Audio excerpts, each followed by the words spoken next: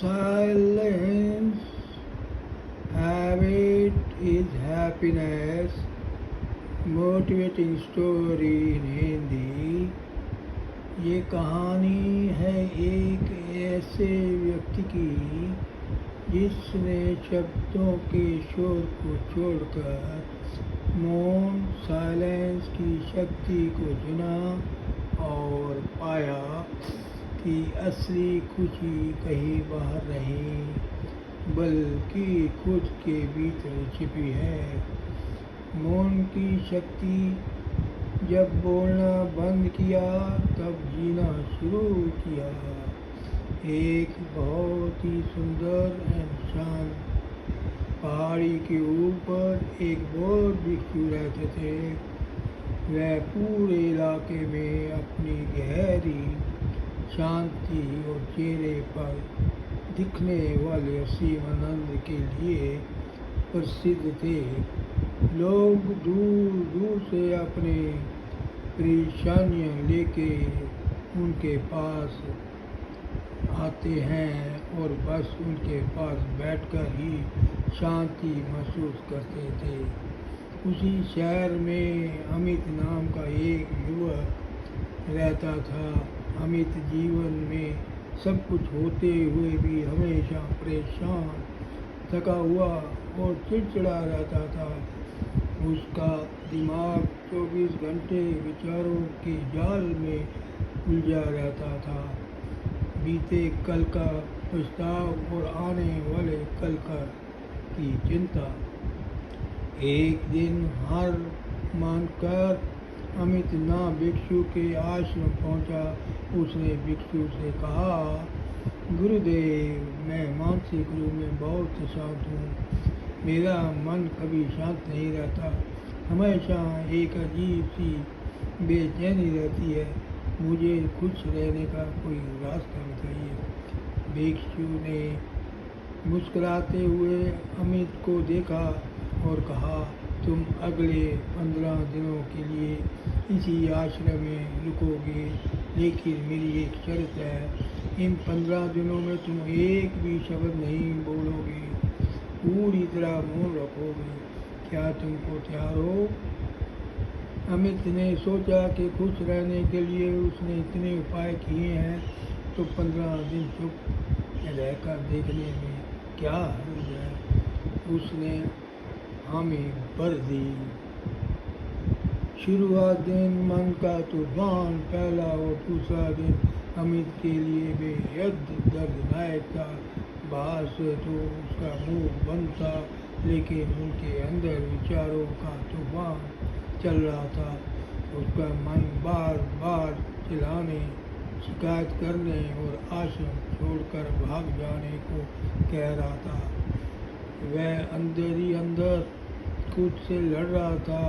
5वां दिन धीरे धीरे एक चमत्कार होने लगा। जब अमित ने बाहर की दुनिया से बात करना बंद किया तो उसे अपने अंदर की आवाज़ें साफ सुनाई देने लगी। उसे समझ आया कि वह अब तक कितनी फालतू बातें सोचता था और कैसे उसका खुद का मन ही उसका सबसे बड़ा दुश्मन बना हुआ था। 10वां दिन मौन का जादू। 10वें दिन तक आते आते अमित के अंदर का वह मानसिक तूफान पूरी तरह शांत हो चुका था। अब उसे ज़बरदस्ती चुप नहीं रहना पड़ रहा था, बल्कि उसे चुप रहने में मज़ा आने लगा था। जब वह सुबह उठता तो उसे पक्षियों की चहचहाट, हवा की मुस्कुराहट और पानी की आवाज़ इतनी सुंदर लगती जो उसने पहले कभी महसूस ही नहीं की थी। उसका मन एकदम हल्का हो चुका था। उसके चेहरे पर एक प्राकृतिक मुस्कान तैरने लगी थी। 15वां दिन असली खुशी से मुलाकात।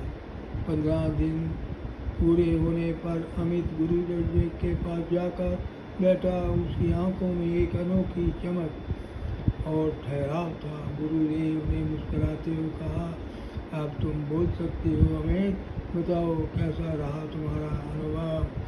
अमित गुरुदेव के चरणों में झुक गया और बड़ी हुई आवाज़ में बोला, गुरुदेव मैंने एक जान लिया कि असली खुशी क्या है। अब तक मैं समझता था कि खुश रहने के लिए मुझे बहुत कुछ हासिल करना होगा, बहुत बातें करनी होंगी, लोगों को प्रभावित करना होगा, लेकिन चुप रहकर मुझे एहसास हुआ कि खुशी तो हमारे भीतर की शांति है, जिसे हम अपनी फालतू की बातों और विचारों के शोर में खो देते हैं। इस कहानी से हमें क्या सीख मिलती है? की टेकअवेज। आज की भागदौड़ भरी जिंदगी में हम सब अमीर की तरह ही हैं। हम हर समय कुछ ना कुछ बोल रहे हैं, सोच रहे हैं या सोशल मीडिया के शोर में डूबे हुए हैं। यदि आप भी अपने जीवन में सच्ची खुशी चाहते हो तो मौन की आदत, साइलेंस हैबिट को अपने जीवन में शामिल करें। मौन के फायदे, ये हमारे जीवन को कैसे बदलता है। ऊर्जा की बचत, जब हम फालतू बोलना बंद करते हैं तो हमारी मानसिक ऊर्जा बचती है।